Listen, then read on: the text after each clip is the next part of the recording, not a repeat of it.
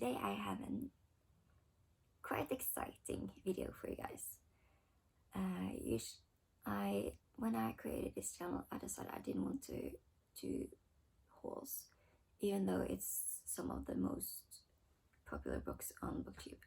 But I wasn't really too keen on exposing how many books I buy in a month or a week.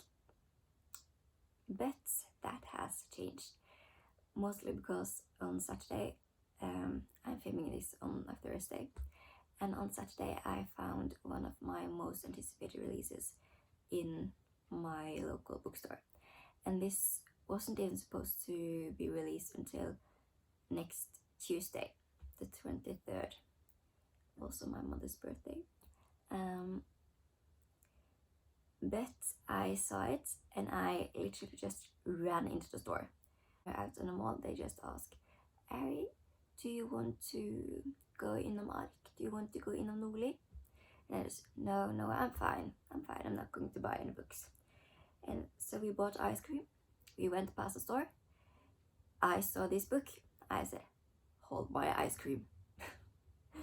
And I ran into the store and I picked up a copy, and it was 3 for 2, so I took 2 books I really wanted and a third book that I've heard really good things about. And then I went to the checker and I handed him the books, and he knows me. And I just said, today I'm the luckiest girl in the world because you have this book and it wasn't supposed to be released yet. And he kind of just laughed. And then I paid and went back to my ice cream. But I thought I would share the books with you because I'm very excited about them. So the first book, the most anticipated releases for me so far, the next half of this year I believe, is Love on the Brain by Ali Hazelwood. And I absolutely adored the Love Hypothesis. So I was really looking forward to this next book. So when I saw the pink cover in the store, it was calling me. It was calling me. But this is about B. Koningwasi. Not sure how to pronounce the last name, but it's about B who works at NASA, and she has this enemy colleague named Levi, and they always kind of just hated each other, and he's always talked down a project and refused to help her and stuff. So one day her things start to disappear and her other colleague starts to go against her, doesn't want to support her ideas and something, and then she noticed that Levi actually starts to be kind towards her, starts to help her and stand up for her, and yeah, so this kind of blossoms into a romance. So it's an enemies to lovers romance, and it's yet again set in an academic setting. So that's exciting, and I'm really looking forward to reading it. I wish I could just sit down and read it right now, but unfortunately I started school on Tuesday, so I have a lot of homework. Started studying social work on Oslo Metropolitan on Tuesday, so that's exciting. But I have a lot to read to my course, so I will hopefully get time to get to it soon, but we will see. I kind of also want to dedicate some time to it, or not dedicate, but I want to be sure that I can really get into the story, not just reading a page there and a page there and a page there. Yeah. And the next book that I was really excited about, that just released in Norway, is Killjoy by Holly Bourne. And this is the prequel to A Good Girl's Guide to Murder series. and which I again really loved. So this is just a short novella. I think it was 140 pages. So this is quite easier to read. I'm likely going to pick it up before Love on a Brain, I think, just because I can fly through it in an evening, in a couple of hours, I believe. And this is just Pip, who's been invited to a 1920s murder theme party, a murder mystery party, a la Clue, I believe.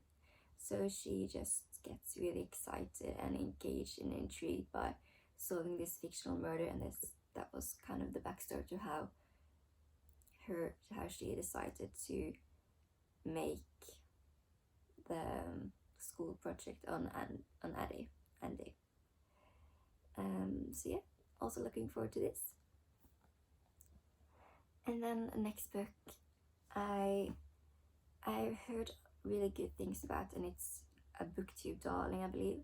Also really a BookTok darling, especially a BookTok favorite. And that is Love and Other Words by Christina Lauren. And I knew this was Friends to Lovers. I didn't know just that was kind of all I knew about it, and that it was heartbreaking and people's favorite romance of the year. But then I read on the back and it sounded actually really good, so I'm just going to read a synopsis to you. The heart may hide, but it never forgets. Then, at 13 you were my first real friend. At 15 you were my first real love. At 18 you were my everything. We were about to take on the world together, until one mistake shattered our future. Now, I'm about to marry a safe man who would never touch my heart, whose loss would never break me, who doesn't really need me, and that's how I like it. Until one day I turned around in the coffee shop, and there you were. It's been 11 years and nothing has changed. I don't know how to forgive you, or worse, I don't know if I can resist you. Loving you nearly destroyed me, but losing you again is unthinkable. Am I brave enough to risk it all? It sounds good. It does.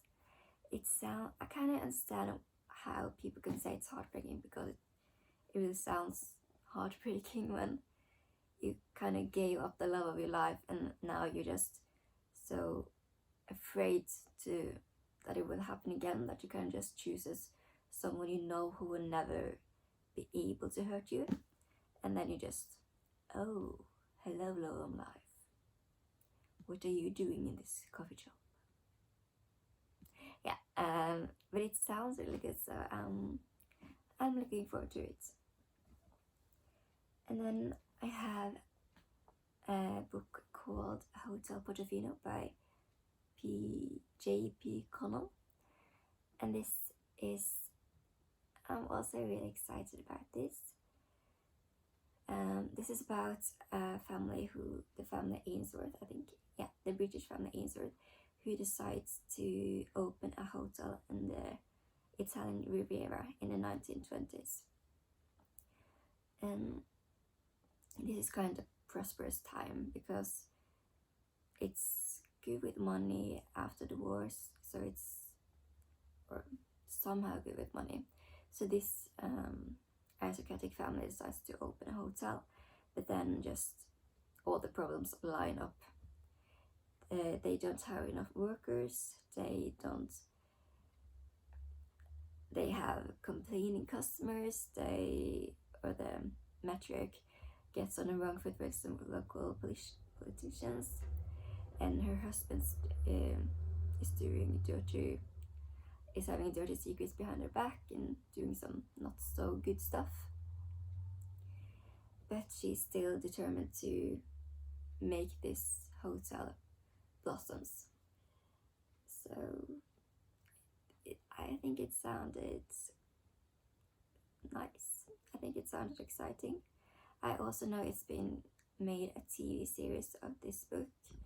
I'm not sure who created it, but I know it's made because I know I can see it in the television archive of our state channel, our national state channel. So I think the actors may be Australian, but I'm not too sure. But yeah, I think it sounded really good and historical novel, and I really liked the time period of the 1920s, 1930s, just before and after World War One. I haven't read so much from that time period, so if you have any recommendations, I would love to hear them, so please leave them in the comments below. And then the next is yet another historical fiction, and that is The Paris Apartment by Kelly Bowen. I kind of also bought this for my mom because she really wanted to read it. I thought it sounded intriguing, but she loved it, so I bought it for her. And this is a dual timeline, so it's in 2017 in London and 1942 in Paris. And it's about this girl who doesn't really notice the effects of the war until the Nazis decides to go after her friends, and then she would do anything to help her friends. And then we follow her grandchild, I believe, in London in 2017, and she just inherited an amazing apartment in Paris where she also finds this really large collection of art, I believe, of art, and she's just wondering, why did my grandmother have this? Why is it here? And yeah, so it sounded good. It doesn't sound as good when I'm reading it, when I'm synopsizing it, but it sounded good. So if I don't like it, hopefully my mother will. And then the last 3 books I bought yesterday, because on Monday I finished Empire of Storm by Sarah J. Maas, and so far I read all books in Norwegian. However, and this is one of my biggest pet peeves, reading translations. You're dependent on the publisher to continue translate the books. And this book was translated and released almost a year ago. And before that it was another year and another year and another year. So the books have been spaced out quite a lot. And I can understand why, because they're really big, so it's probably a daunting job to take on.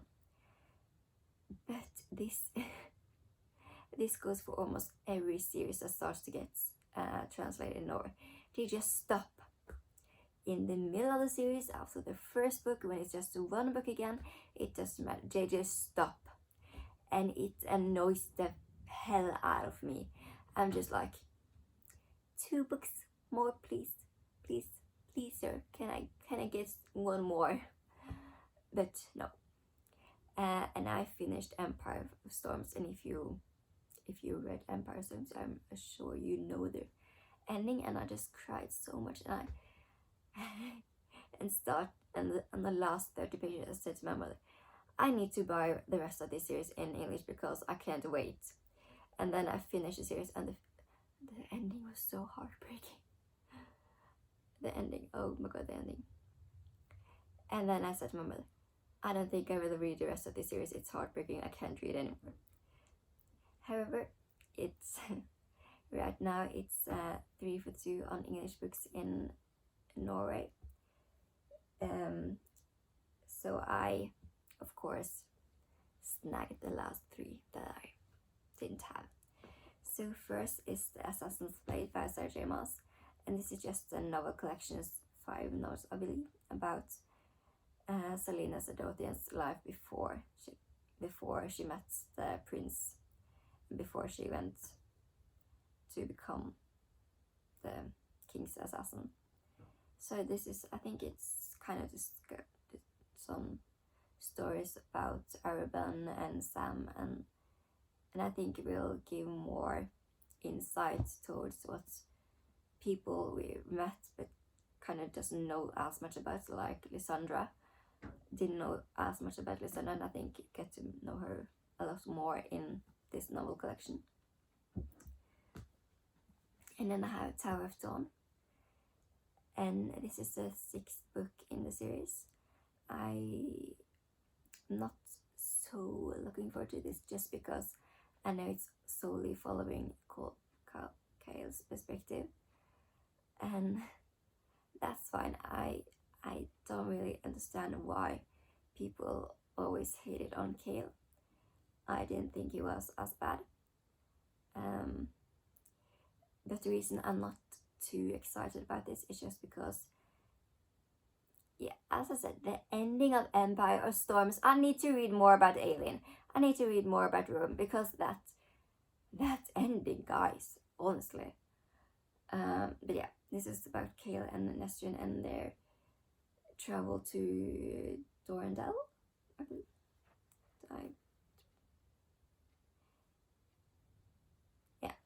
Wherever they traveled, and trying to fix Kale's back because Dorian kind of, shattered that, broke his back at the ending of Queen of Shadows. And then the one I'm most excited about, Kingdom of Ash. And it's really gorgeous. In Norway we have the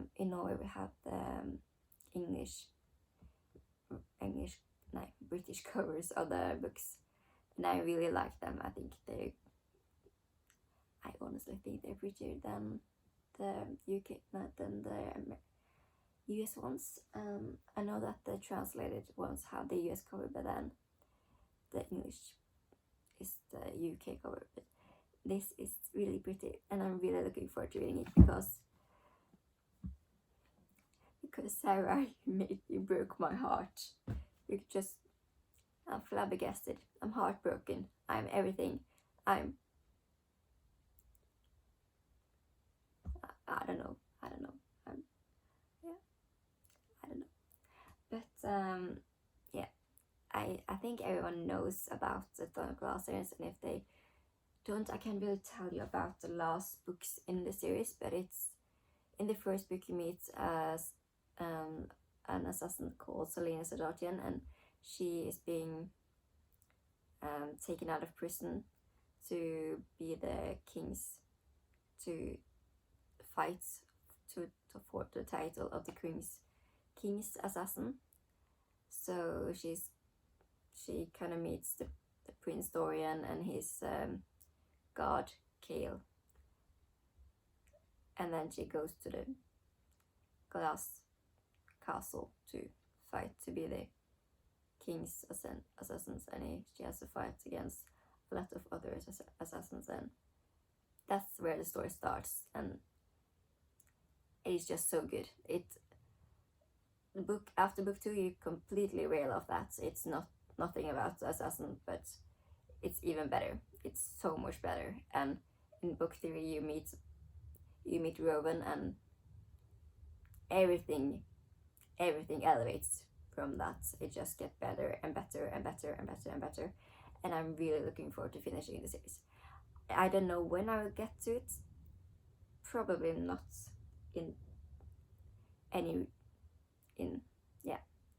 probably not now, because it's almost 1,000 pages, just the last book, and I have school, and I also want to read Low on the Brain, but we will see. Anyhow, I hope you enjoyed this video. It was fun. I hope you liked seeing me rambling. I think I feel a lot more energetic right now.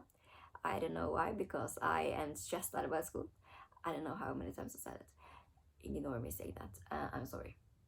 But if you like this video, please leave a comment about if you read any of this, if you recommend any of this, and please leave a like, and if you would be so kind to subscribe, I would highly appreciate it. And that's all for today. I will see you in the next video. Bye.